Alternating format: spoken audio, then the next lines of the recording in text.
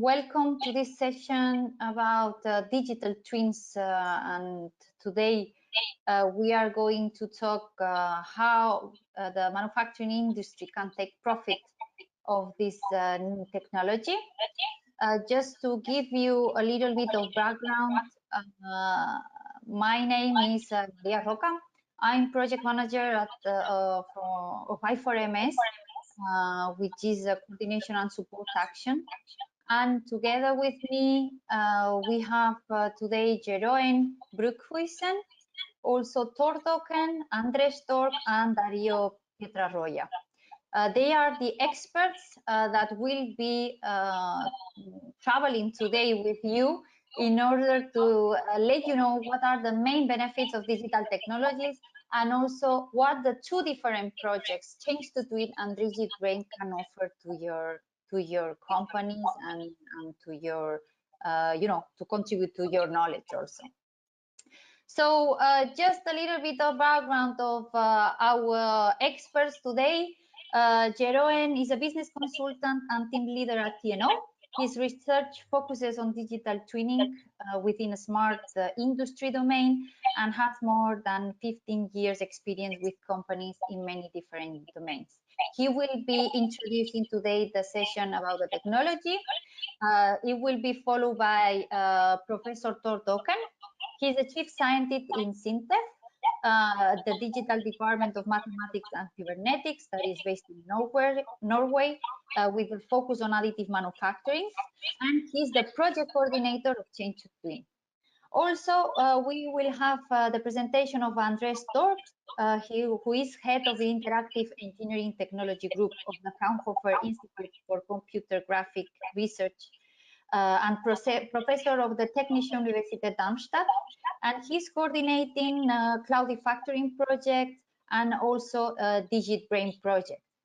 And last but not least, we will have Dario Pietrarroya, who is a research and development engineer at Technology Transfer Systems, which is a company based in Italy. And he has over 10 years of experience in the development of simulation models of manufacturing systems in different industry, and he will be presenting us a use case, an example of how an SME can take profit of this technology with the focus on the DIGITbrain project. Okay, so just for those that are not familiar with I4MS, a brief introduction from my side. Just to let you know that I4MS is a European initiative that started in 2013. We are now in the fourth phase where we are trying to consolidate the collaboration of the pan-European ecosystem of the IHS. There are different projects, as you can see in my next slide, that, together with us are supporting the SMEs. I4MS is an umbrella initiative, so within our ecosystem or as part of the I4MS family, we have 8 different projects that are the ones giving the support to the SMEs. In the case of digital twins, the projects that are here today with me are DIGITbrain and Change to Twin, but there are other projects that support SMEs and artists in the case of human-robot interactions that are Better Factory and projects, and also on additive manufacturing that is Pulsate, and artificial intelligence that is represented by AI Regio and Kit for SMEs. So we will have also some other sessions that will cover also the other technology areas of I4MS. The one of artificial intelligence will be the 1st of July. And yesterday, we had the one covering the human-robot interaction. So you will be able to take a look to the slides and also to all the recording of the sessions in case you are interested to know more about the ones that already took place. So without no delay, just to let you know that I4MS is supporting manufacturing SMEs, technology providers, and digital innovation hubs, mainly through funding opportunities. But again, funding is an important topic. But what is most important is that through this open course, you will be able to access to leading edge technologies, also expertise, because all these projects are coordinated by leading edge research institutions in Europe. So you can see here in my screen the calendar of opportunities. In the I4MS website, you have all the links to all the different projects. So I invite you to take a look and discover what are the opportunities for you. So also my last invitation, you can find also information of all the projects and interact with all the experts in the I4MS online community. So please join and take a look, okay, to what they are offering. And here the links for the next session. So in order to comply with the schedule, now it's time for Jeroen to present the potential of digital twin for manufacturing industry. So Jeroen, the floor is yours. All right, great to be able to speak here and introduce digital twins to everyone. I just wanted to highlight this nice video I found on YouTube, which for me really illustrates, reality versus the digital world and how close they can be together. Before I start, I'm just going to briefly introduce myself. I'm just trying to figure out how to control it. Yeah. So I'm Jeroen Broekhuizen, been working at TNO, which is the Dutch Research Institute, and been working on digital twins for quite some time in all kinds of different domains. So I started out in flood defenses and protecting the Netherlands from the sea. Did work on earthquakes, air pollution, traffic, smart cities, and lately on the Ocean and Destination Earth program for the EU. And at the moment, active in the Change to Twin, which is about manufacturing, which is the focus of today. So that's my main focus for the past couple of years. So it's a very diverse set of types of digital twins and digital twin applications. And I see a big commonality in all those different types of applications for digital twins. And those I wanted to highlight here today. So in Change to Twin, we have an overall process which is very simple, and I think today is focusing on that. So first step is understanding what digital twins can do, and we try to get digital innovation hubs to inform SMEs in Europe to do that for us.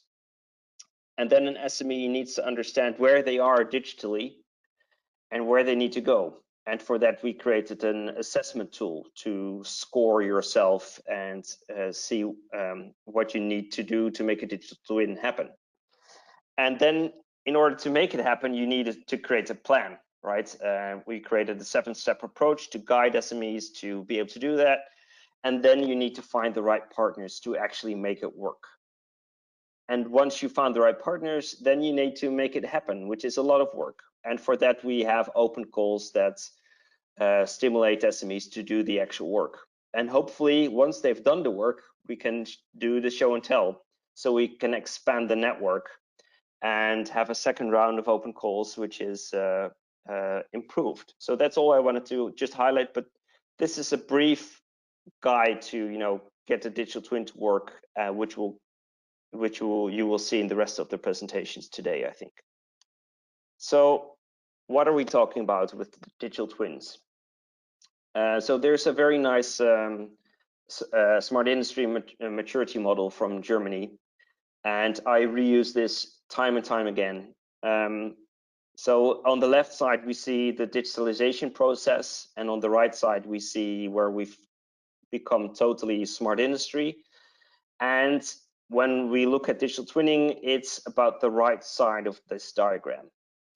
But what I see a lot is that we speak about, having adaptive factories and self-aware factories that are autonomous and operate fully by themselves. But in reality, almost all companies are just starting and they're just at level 1. So there's a gap we need to bridge. And this gap is, I think, what we're doing here today is first is knowing how to apply twins and create value, and that we can explain, right? That's doable. And then doing the real work of realizing the digital twins, that's really hard work to go from level 1 to 3. And for that, we need a large group of solution providers to make that actually a reality in Europe. So digital twins, I just brought some examples here from different domains in manufacturing, and it can be as simple as a digital copy of something that you have. Let's just stick with that definition for now. And that can mean a digital copy before you create something, while you're creating something, or after you've created something. Both are all are good. And being able to do something with that digital copy, because doing something digitally is way cheaper usually than doing it in reality. So why use a digital twin? Because it decreases risk. I think that's a major #1 application for digital twins right now. And the second one is do the unfeasible. So take a machine, for example, and you want to break that machine. Doing that in reality is not feasible because it will be too costly. But digitally, you can try and break it and see where it goes wrong. And also, it can help you with engaging with others and creating better understanding of what you're doing. Imagine having the designer of a machine, the software engineer of the machine, and the product quality person all sharing the same insights with each other with a digital version. And that's going to create value for your company. And that allows you to capture the knowledge which is inside the heads of those people who are the experts in what they do. And for me, the main point about digital twinning is that the twin should drive the digital empowerment of your employees. So it should increase what they're capable of doing in your company. And once you've done that, what I've heard from solution providers is, and this is an estimate, right? So these are, I would say, not guess numbers, but based on expert opinion, you can save about 20% in time, costs, or increase in profit, or create better functions. And that's a pretty big, I would say, number to realize, and also that it's pretty much achievable for most SMEs. So I see many different types, and I've said this already, and if you want to hear more just on this one sheet, there's an hour-long webinar specifically about this. But I see different applications and uses of digital twins. And either it's a virtual prototype, or it's something that we more closely say is a digital twin, which is in operation. And there's different parts in the life cycle where you can apply it. And once you're in the design phase, let's call that virtual design twin, or if you're doing virtual commissioning.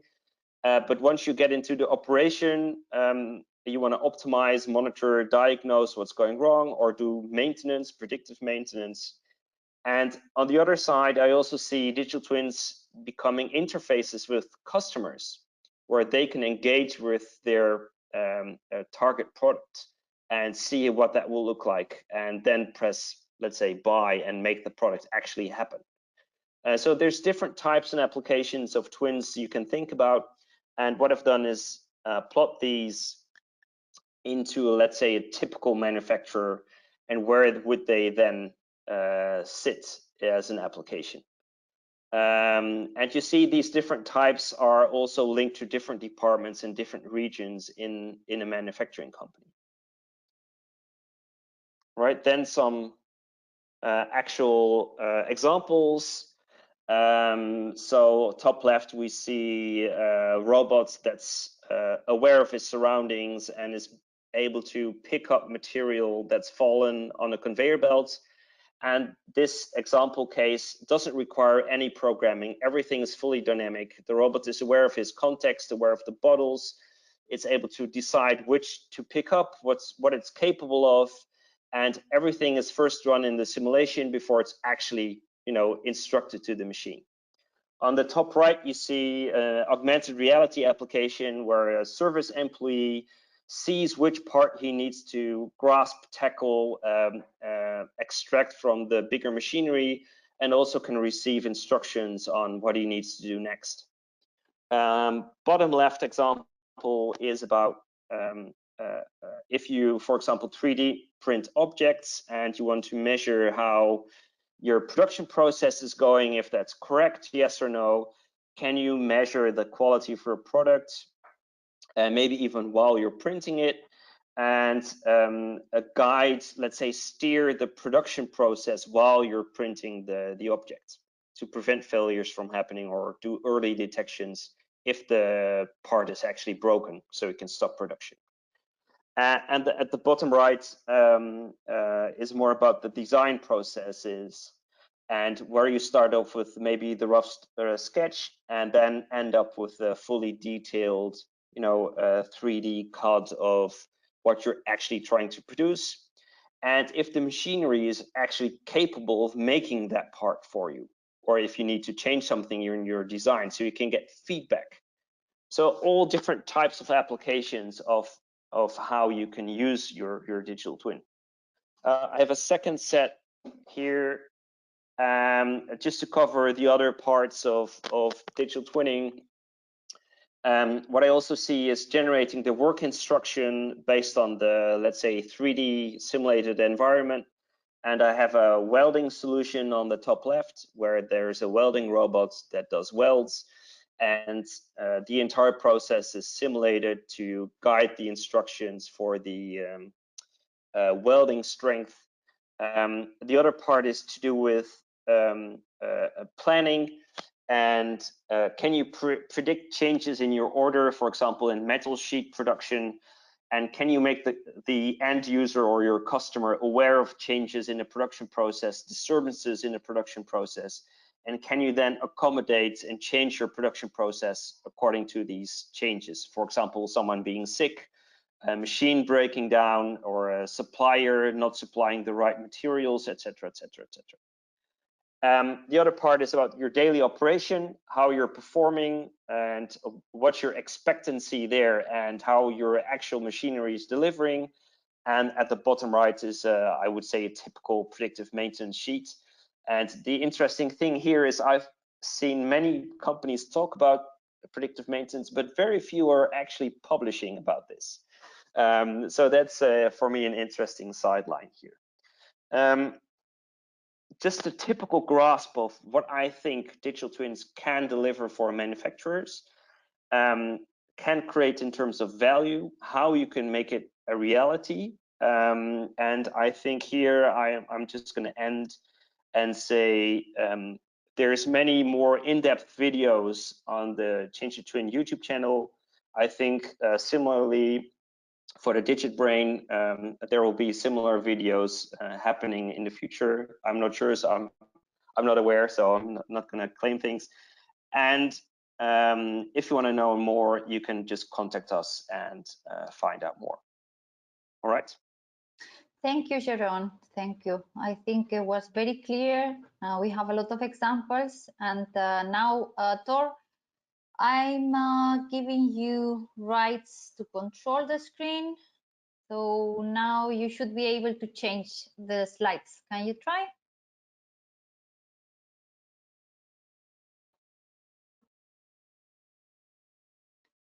And also you should unmute yourself. Yeah, I had muted myself to be quiet while Sharon was talking. So I'm Tor Dokken. I'm the coordinator of Change to Twin. Let's see, how do I, should I, okay. Now I was, yeah, okay. It's a little slower to respond than I expected, but so I skipped the title slide. That doesn't matter. I'm Tor Dokken, the coordinator of Change to Twin. So I try to keep Jeroen and the others in line so they do the work that I want to do. I've been here at Sinte for quite a number of decades and been coordinating a number of projects, but let's talk about the digital twin. When we started to write up the proposal, we tried to go into what is a digital twin, and a lot of these definitions you find on Wikipedia, and they are so targeted on a specific application. So we somehow said, okay, it's a digital replica of an artifact, process, service, which is so accurate that it can be used as basis for taking decisions. and they are often connected by streams of data.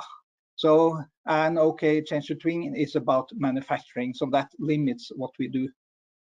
And also during the writing of the proposal, my perspective of what a digital twin for manufacturing was that increased. It was a learning curve.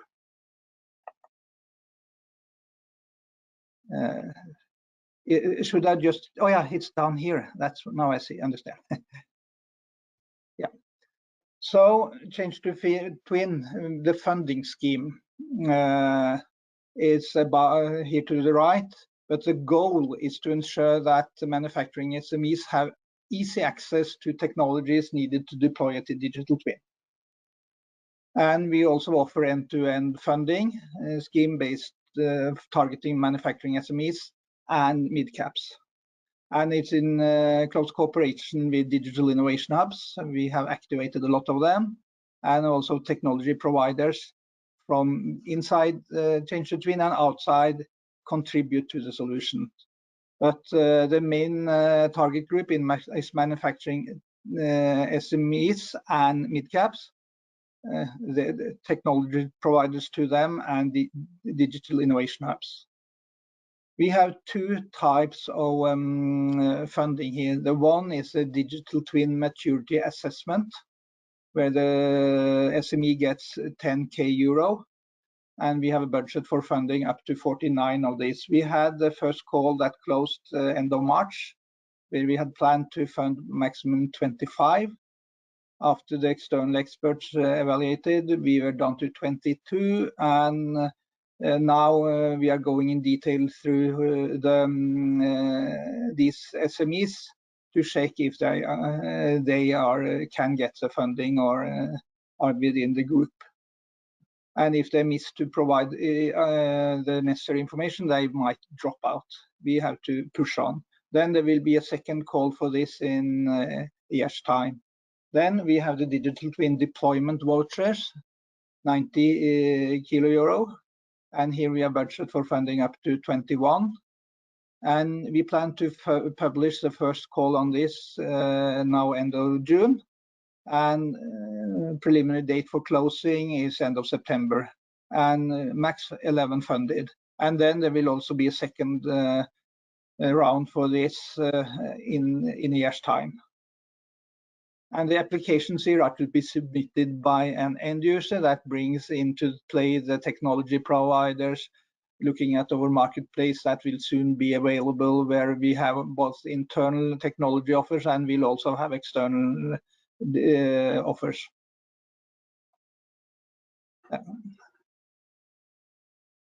So the innovations, we have the funding, guidance, testing, deployment. We have the 4 calls. We have the marketplace. It's internally tested now, will soon open and be a resource for these deployment proposals. And then we have the Change to Twin community that is organized through Funding Box.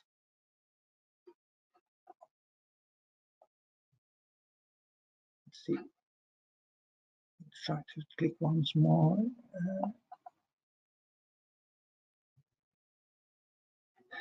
Then for the manufacturing SMEs, the advantage is that you can get help through these assessment vouchers, get help from digital innovation hubs in the maturity assessment. You can get funding for the deployment. And then you can have the selected, if you are as lucky, you get experiments and optimization of a digital twin, and you get funding to make this happen. And little knowledge is required since we have this ladder. For the technology providers, you can publish your technology in the marketplace, and here we also want to cooperate with other marketplaces like what you do in DIGITbrain, what Cloudifactoring, what Pulsate. We have to get a network of these marketplaces. There's not room for everything unless we somehow cooperate. Then the digital innovation hubs, we had trained 39 in this assessment technology or method that was developed by TNO, and we will train more. And these are very active, finding the assessment and deployment experiments. And then the SMEs get help to turn this receipt about twinning into reality through the deployment.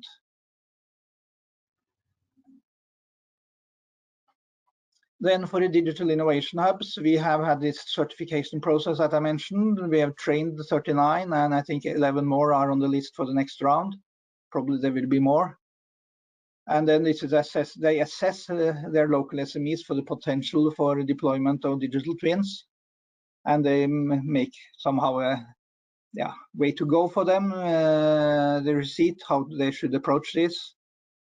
And they can use the Change to Twin marketplace containing twinning technologies, and then can broker between SMEs and technology providers. So we have 4 pilot projects, 1 in packaging industry, 1 process manufacturing, 1 additive manufacturing, and 1 biomedical manufacturing engineering. And successful stories for these will be published, maybe in half a year. So the consortium, we are 10 core partners that are there for the whole time, and then we got 8 partners part of these pilot experiments. But I think like Author E have provided some nice technology that they will probably be more active longer than maybe 18 or 24 first months. But they're nice spread around Europe. So I think, you can send a message to hello@changetotwin.eu ends up with me. And then I make sure that it comes to right. There's also one called Marketplace, one called DIH, etc. Then our website and LinkedIn, and you can also go through the funding box, I4MS web pages to come to us. So thank you for your attention. Thank you, Thor. So if I understand correctly, for DIHs, there will be a next call next year, right? Yeah. And then for the training, what do they have to do in case that they want to become certified DIH? Yeah, they have to register for the training, and I think this was a 2-day event where we went through this methodology or method. I think I always mix methodology and method, developed by TNO for the digital maturity assessment. So then they can be among those that can get funding for doing this digital maturity assessment from the SMEs that get these assessment vouchers. So this is a way that we can also fund some relevant activities in DIHs, and this has brought a lot of DIHs into our active network. Mm-hmm. Yeah, and then this call that will be open at the end of this month, that is specifically for SMEs that will be guided with the DIHs. We have also included mid-caps. So it's also, as it was in the program, mid-caps or slightly bigger companies than SMEs.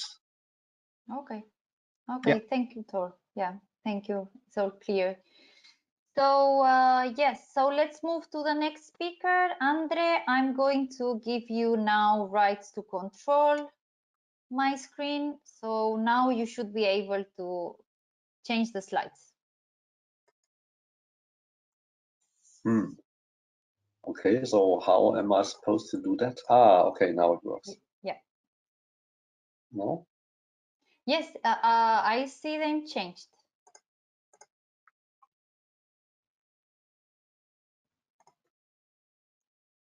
No, sorry. You should go.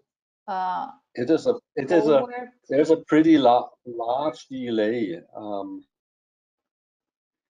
You want me to move them for you? I think that's it looks at it as if that's better. I don't have video, so from that perspective, that's all fine. Okay, so thanks for the introduction. So I'm giving you the perspective on what we offer to SMEs from the DIGITbrain position. So what is the goal of DIGITbrain? First of all, we like to enable customized industrial products and facilitate cost-effective, distributed, and localized production for manufacturing SMEs. That's kind of the midterm vision. And Jeroen was talking about these different stages, and that's more towards the right side, I would say. By doing what? By applying modeling, simulation, optimization, as well as data analytics and machine learning tools to augment the concept of digital twins with a memorizing capacity. So you will see later on that we are not just talking about digital twins, but about a concept which is kind of, well, above or beyond the individual digital twins. I'll come to that later. Next slide, please. Okay, so here's our definition of the digital twin term. It is slightly adapted from what the industry consortium of the Industrial Internet Consortium thinks digital twins should be. So digital twins are a formal digital representation of a system or process that captures attributes and behavior of that entity, aka the system or process, suitable for communicating, storage, interpretation, or processing within a certain context. And the digital information, the digital twin information, shall or is not limited to, but may include physics-based models and data. Jeroen has shown some of them, like crash models, analytical models and data, time series data and historical data, transaction data, master data, visual data, and computations performed by executing implementations of algorithms, so the tools that evaluate the models. So for us, the building blocks have, for us, the digital twins have 4 building blocks: data, model, algorithms, and the system or the process they are supposed to describe to take decisions on. Next slide, please. In digital twin, in DIGITbrain, as it is about manufacturing SMEs, our systems and sorry, that was too fast. Our system or processes is an industrial one. So we call it industrial product, which is a product supposed to produce other goods. So we are not talking about end consumer things that you and I use as a private person, but we are talking about manufacturing machines and processes. Now the next one, please. So what are our offers, results, and what's the impact? So we have a certain conceptualization. We follow the strategy of publishing and composing digital twins out of orchestrated data models and algorithms that run on different resources. We are on the way developing the DIGITbrain solution, DB short for DIGITbrain, that integrates technologies such as Fiware, if you think about close to the shop floor, cloud computing, co-simulation, machine learning, etc.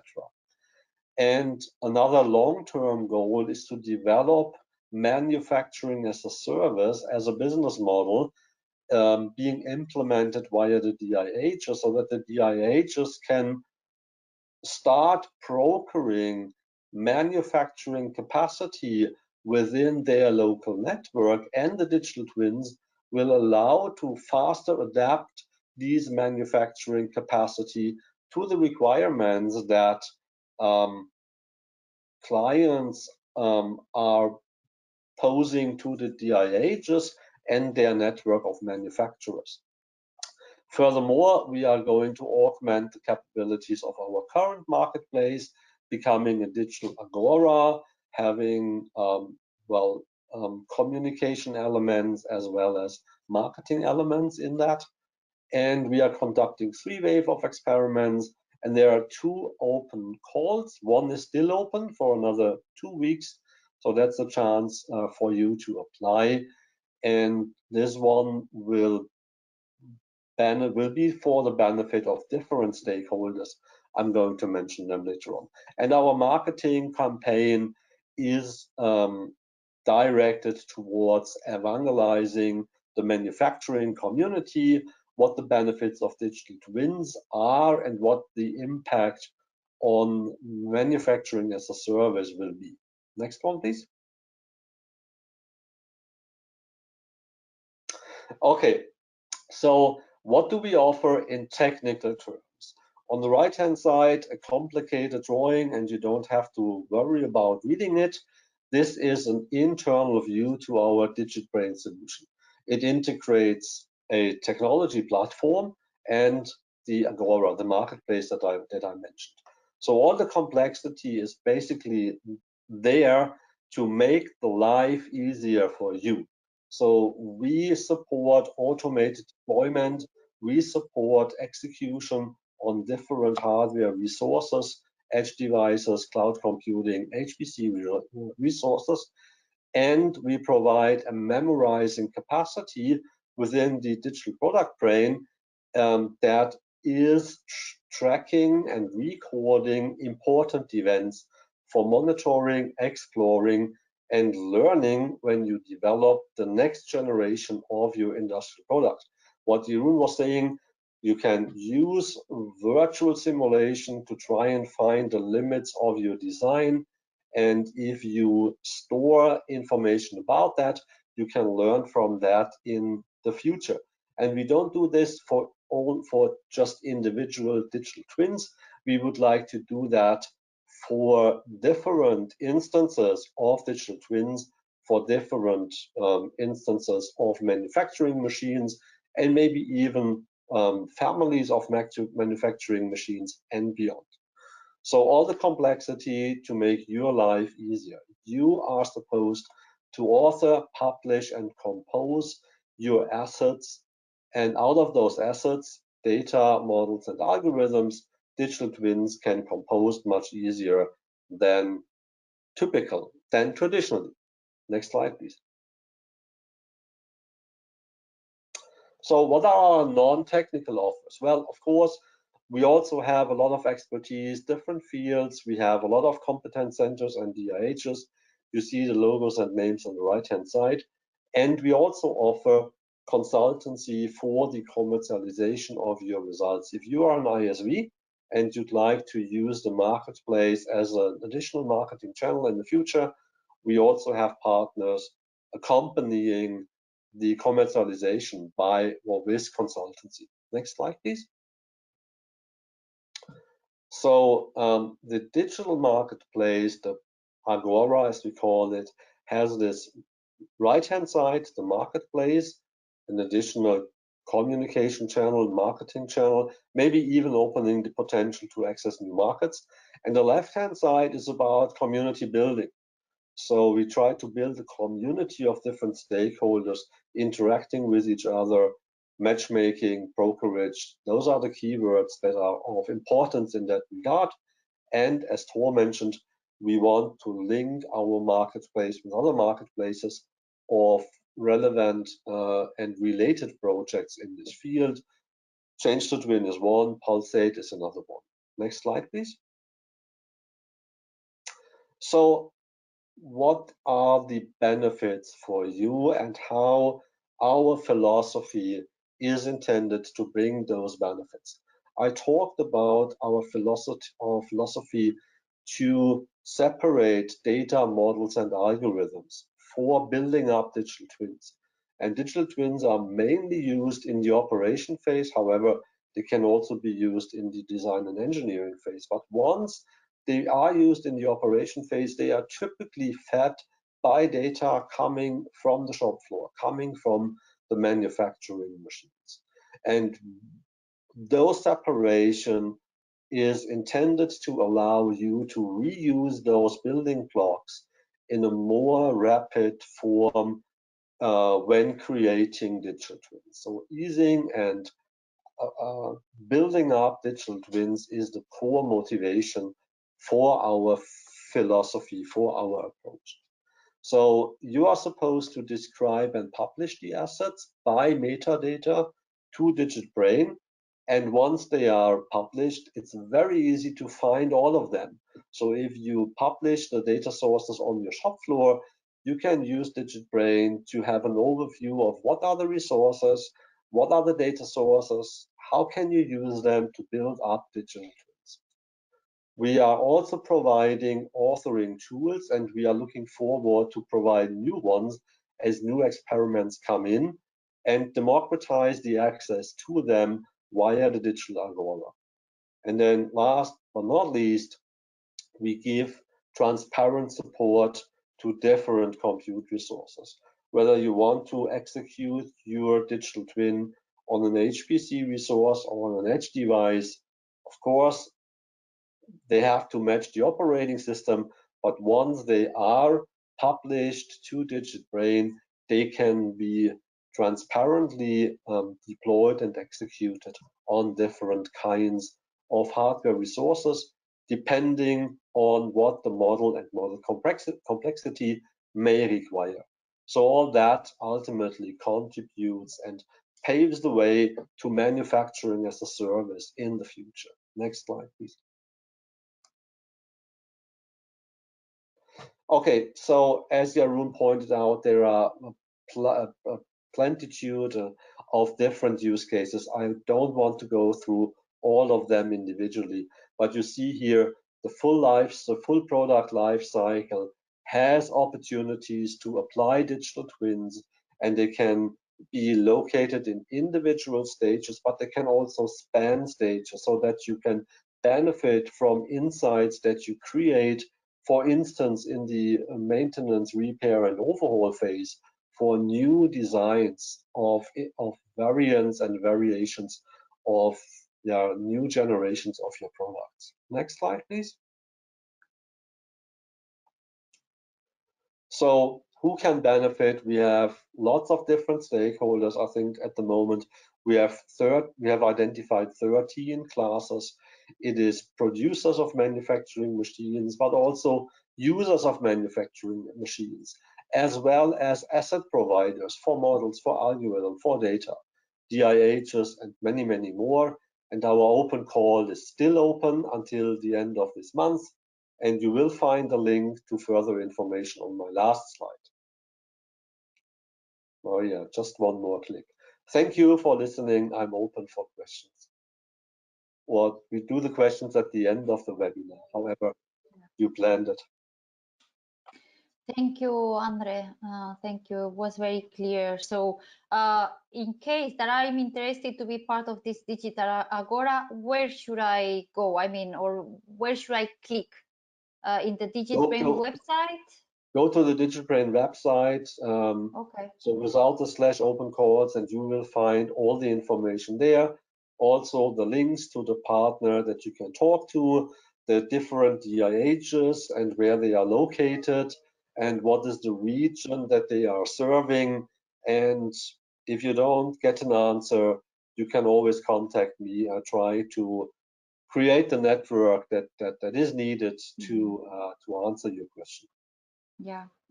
Okay, so in case also that you are interested to know the digital innovation hubs within DIGITbrain that can support you, you can also visit the DIGITbrain website, and there you will find the closest digital innovation hub that can support you in this. Exactly, with a contact person, with an email address. Yeah. Okay, Andre, thank you very much. So now let's move to the last panelist, that is Dario Petraroya. He will be explaining us an experiment that is currently undergoing in DIGITbrain. So let me give you the control of my screen, Dario. So now you should be able to control your slides. Let me know if it works.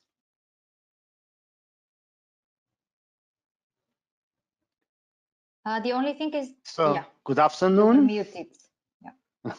Yes. Good afternoon, I'm Dario Petraroya.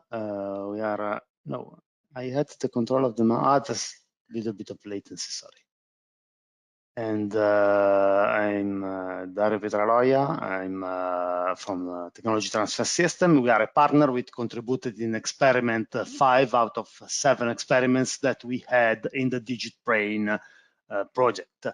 So our experiment is about the realization of digital twin and then a complete digital brain private brain solutions for plants for manufacturing products from aluminum sheets. So mainly by forming and cutting, and then all the intermediate phases that you can have in this work of this type of products. So the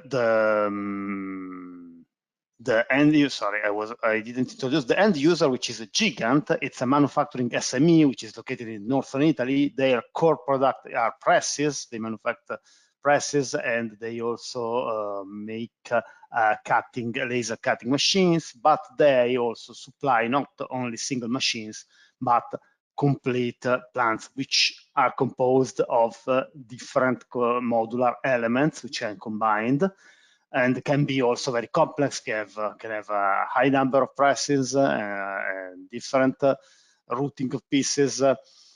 So what are the other partners? It's us, it's a Technology Transfer System. We will use in this experiment, you will see our product, which is a DDD simulator, which will be also integrated as one of the softwares inside the DIGITbrain solution. DDD simulator, it's a discrete event and 3D combined and simulation environment. Can be used to realize simulation models and digital twin of different production and logistic processes. It can also be interfaced with PLCs for virtual commissioning.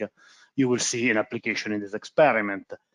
We collaborate with NXT Control, which is now a division of Schneider Electric. They are developers of EEC 61499 control systems, and in this case they realized a middleware to interface the PLCs of the plant with the DIGITbrain solution. So it's a sort of wrapper around the legacy hardware to apply a new, more advanced control system to acquire the data from the shop floor to legacy hardware. And then we have Start 4.0, which is the IH, which coordinates the project. So what is the scope of the experiment? Is not only to realize a single simulation model for a single plant, but a catalog of modular elements. So in this case, you can see here all the different elements on the right that we realized, some of the machines that can be used to compose these plants, conveyors, feeders, stacking systems, and robots. And on the left, the process of developing these modules. So we developed these modules in a way that the customer, the end user, Gigant, can use these modular elements to compose a plant starting from the design phase. So we are still in the design phase, in the bidding phase, and these modules can be used to create and simulate the performances of different layouts. So if you can see the video, this video is showing the process of how the customer is using sorry, why the video stopped?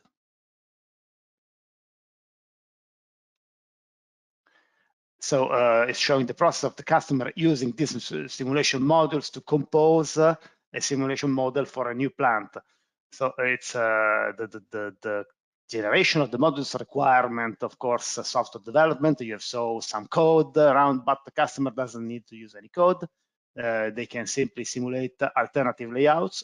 In this catalog, of course, you will see a limited number of machines that we developed inside the project. We are already adding some other machines into the catalog, and in the future we will add more information systems. So we are still in the design phase. What can do the customer with this solution? He can use a digital twin, a simulation model in this case, to simulate alternative layouts, layout X, layout Y, and choose which is the better solution. So This helps a lot also in the negotiation, bidding, and in the communication with the customer, because we are not showing to him only numbers or CAD drawings.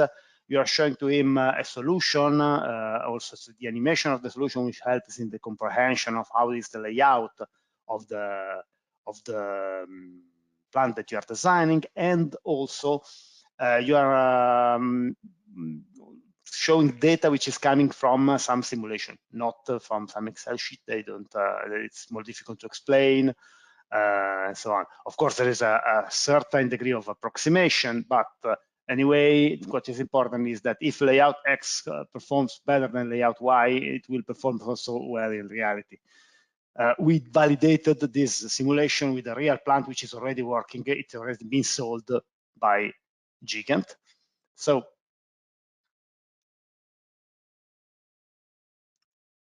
what do we do after we use this model inside in the bidding phase? In this case, we are still offline. We're using a computer. We can integrate the model inside the DIGITbrain architecture.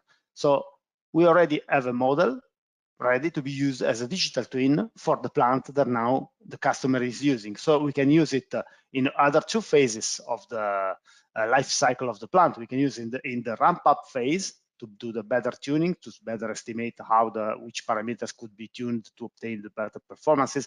And then also later into the production phase to estimate different production scheduling alternatives for production plans, interfacing the plant with the real plant and acquiring data. So we can realize a simulation which is aligned to the current status of the plant and simulate alternatives based on the current status of the plant, and not always starting the simulation from an empty model which doesn't have any meaning if the system is already running and you have to plan maybe the next week production, but you already have some pieces that are loaded inside the system. So you can start from a system which is in a certain state.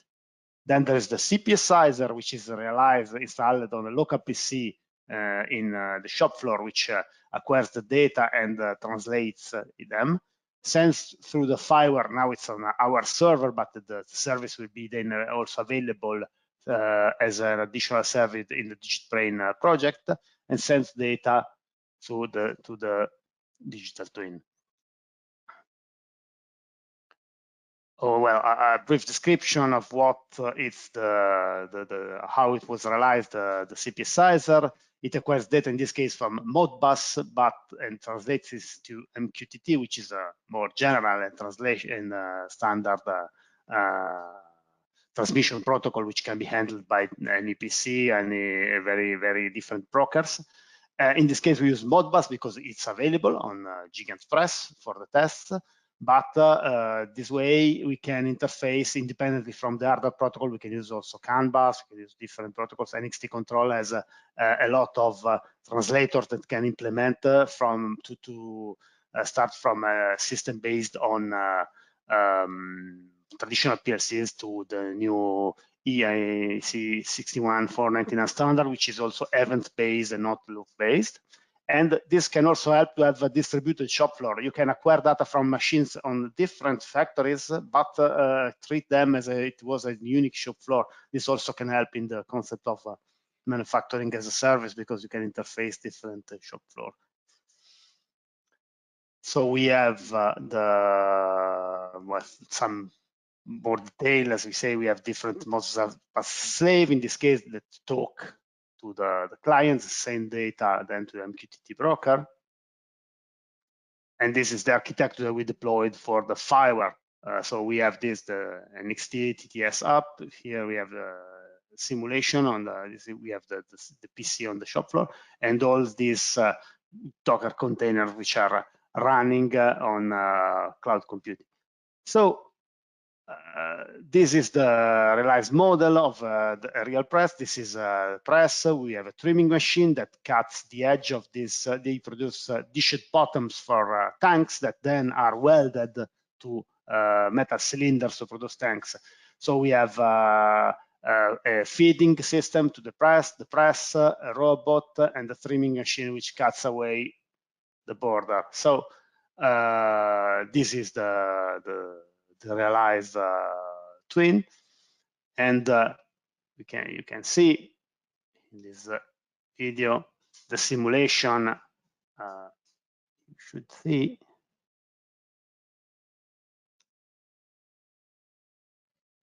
For some reason, it says that the codec is not available. I don't know. Oh, I don't see that. Let me try for my computer. No, it says codec non-available. Oh, yeah. Sorry, I should have done. I should have tried that. Sorry, it's not available on your PC, the video codec, which I used to compress the video. Okay. Anyway, it was the 3D animation of the simulation. So after you used this into the, we tried two alternatives. We simulated a plant with one robot, and we saw that one robot was the bottleneck of the simulated system. So we implemented a solution with two robots. One robot which just loads the trimming machine, and another robot to unload the trimming machine. This is the solution that exists in reality. So we used that. We already knew in that case that was the right solution, but because we used the real plant as a validation to prove that these modules are sufficiently accurate. So what do you do after you use it on your local PC? If you have just to simulate the simulation to see the results, you don't need to see the 3D animation. You just can run them over cloud computing. In this case, we integrated this into the DIGITbrain platform. So we created a system, an algorithm which can run our simulation models. They can be packed as a zip system. You can upload them, set some parameters on a browser, and then run the simulation and see the results of your simulation run. And also you can here have a dashboard to show the data that are coming from the real plant. So in this case, this solution can be distributed, executed on the cloud computing environment. So you can distribute it on how many machines you want, if you need that, using the DIGITbrain infrastructure. You can give access to your customer. For example, the end user Gigant can give access to their customers to the simulation for the plant that they sold them. So the internet, you don't have to distribute every time you update the simulation system. And another advantage is that you can use other digital twins or in the DIGITbrain solution for the same machine, for example, FEM model for the press, and do different simulation all inside the same platform. So this is the advantage of integrating then all our solution inside an interconnected platform. And then you can also reuse the knowledge that you save into the platform to improve all your digital twins. So thank you for your interest. Yeah, thank you, Dario. So if I may ask, for a person that, you know, I'm not so aware of all the technicalities of this digital twin, I guess that in case that the process cannot be done via digital twin, it's very time consuming because, you know, it requires, you know, testing the different location of the machines, I guess, and the work that they are doing. So, you know, what was the main challenge they wanted to solve using these digital twins? Well, in the first phase was exactly the speeding up the design phase, because they reduce in this case the design phase of a plant, and they are going just to finish that the end user is going to use the solution. We have implemented a partnership, so we are going to evolve this and improve the catalog. Their idea is to reduce the design time of a plant, of a first layout, from 10 days to 1 day. So it's a pretty huge gain. Then the other advantages of using the digital twin in the ramp-up phase is something that they already foresee, but that in the future will also will be available, which and more. Yeah. Okay, so I see there are no questions in the chat. Thank you all the speakers for being with us today. I think it was very insightful, and we will for sure make dissemination of this event and distribute the presentations to all the attendants. So thank you very much and have a nice day.